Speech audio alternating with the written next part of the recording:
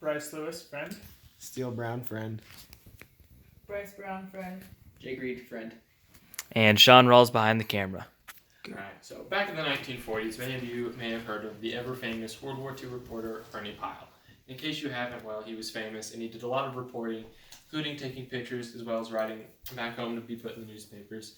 And one of the major things he said about the war was the Americans and the Allies probably would not have won had it not been for a very simple and yet iconic invention, and that invention being the Jeep 4x4. And the reason it did so much is it was a really robust, really effective, and just flat out a good vehicle as well as being reliable. And this is something that continued after the war as it went back home after the war, late 40s, early 50s, to the civilian market, where the people there realized, hey, this is kind of cool, we can do something fun with this. And so the story begins of the Jeep Wrangler. So to kind of kick things off, you see the early series of the Jeeps. They didn't last super long, kind of ran for 2 or 3 years in each model. And the first big one's kind of maybe the CJ2A, and it's just kind of more of a prototype car. And the very first Jeep that really hit the market was the CJ5, and that was in the 1980s, or 1960s to roughly 80s. And it was a very iconic. It's a great old car if you're looking into that kind of more hot rod style Jeep if you were going to go that way. So if you're looking for something like that, this would be a great Jeep to buy for you. And then after about the CJ5 ran out of favor, even though it really didn't run out of favor, the CJ7 showed up, and it kind of co-produced for a while. The CJ7, which was just a little different, it kind of started in the mid-70s and ran to the late 80s, and it was kind of just a longer, more off-road based CJ5, and that eventually became favorable, and the CJ5 stopped about halfway through the CJ7. And the CJ7 probably isn't as iconic as the CJ5, but it's still a great old vehicle, with still being a little more modern and a little more off-road capable, which is what Jeeps are obviously known for.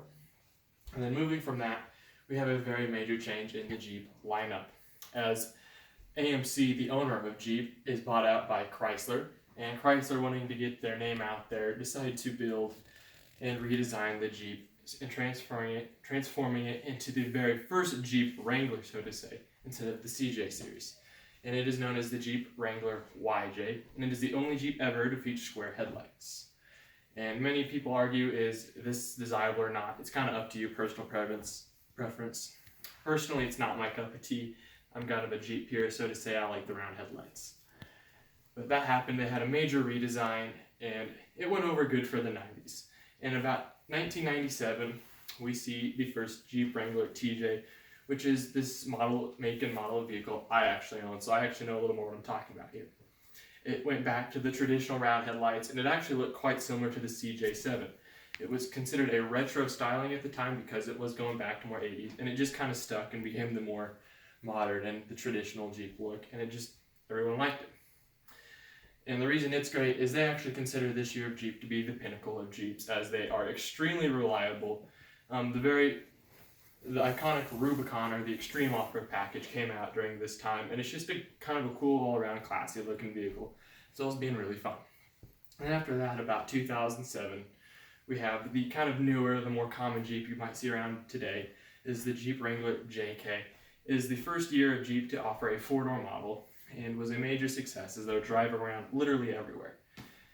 And they're a great buy. I mean, you can buy a new Jeep Wrangler JK, a year ago, as they stopped production in 2017. But you could have bought a base model for around $23,000 if you were wanting to get in the Jeep market for cheap. And starting this year, we see the very brand new Jeep Wrangler JL, which is a major improvement upon the JK, with a removable head, easier to remove windshield and easier to take off top. So it's basically just an improved JK.